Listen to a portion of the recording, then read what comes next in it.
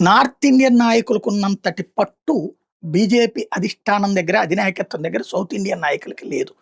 ఒక వెంకయ్యనాయుడు గారు ఉన్నప్పుడు ఉండేది. ఆయన్ని పక్కన పెట్టేసిన తర్వాత ఇప్పుడు అక్కడ ఆ స్థాయిలో ఆర్గ్యూ చేసి మాట్లాడి తేగలిగిన వాళ్ళు లేరు. మనకిక్కడ అనేక మంది మంత్రులున్నారు, నాయకులున్నారు. ఇప్పుడు కిషన్ రెడ్డి, లక్ష్మణ, లేకపోతే శ్రీనివాస్ వర్మ, ఇట్లా సీఎం రమేష్, ఇట్లా అనేక మంది ఉన్నారు. దక్షిణాదిలో తేజస్వి సూర్య లాంటి వాళ్ళు అన్నామలే.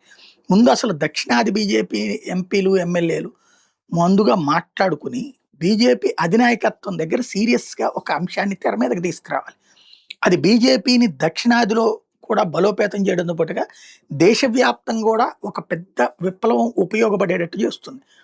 దక్షిణాది ప్రాంతంలో ఒక రాజధాని పెట్టడం అవసరం. ఎందుకంటే ఢిల్లీలో ఇప్పుడు పొల్యూషన్ కారణంగా వాహనాల మీద రిస్ట్రిక్షన్స్, రకరకాలైనటువంటి సమస్యలు. ఇంత విశాలమైనటువంటి దేశంలో 2 రాజధానులు ఉండడంలో తప్పు లేదు. పైగా దక్షిణాది ప్రాంతంలో రాజధాని తీసుకొస్తే ఆ క్రెడిట్ భారతీయ జనతా పార్టీకి వస్తుంది. ఇదివరకు కాంగ్రెస్ ఒక క్రెడిట్ సొంతం చేసుకుని కొంతకాలం పాటు ఉపయోగించుకోగలిగింది. అది మన హైదరాబాద్‌లో రాష్ట్రపతి 2వ భవన్. వాస్తవంగా అంబేద్కర్ గారు రాజ్యాంగం రాసినప్పుడే చెప్పారు. పరిపాలన అందుబాటులో ఉండాలి, కేంద్ర ప్రభుత్వం మాదనే ఫీలింగ్ రావాలంటే దక్షిణాదిలో కూడా రాజధాని ఉండాలి అన్నట్టు. మనకిక్కడ బోలెడంత స్పేస్ ఉంది.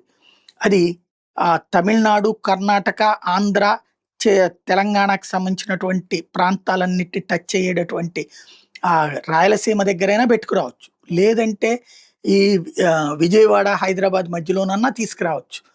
రాజధాని చెయ్యాలి అనుకుంటే గనక. అప్పుడు దక్షిణాది ప్రాంతాలకు కూడా ఒక ఫీల్ ఉంటుంది. అట్ ద సేమ్ టైమ్ ఇప్పుడు ఆ పొల్యూషన్ బారిన పడినటువంటి సందర్భంలో ఇక్కడి నుంచి పరిపాలన అనేది నడుస్తుంటది.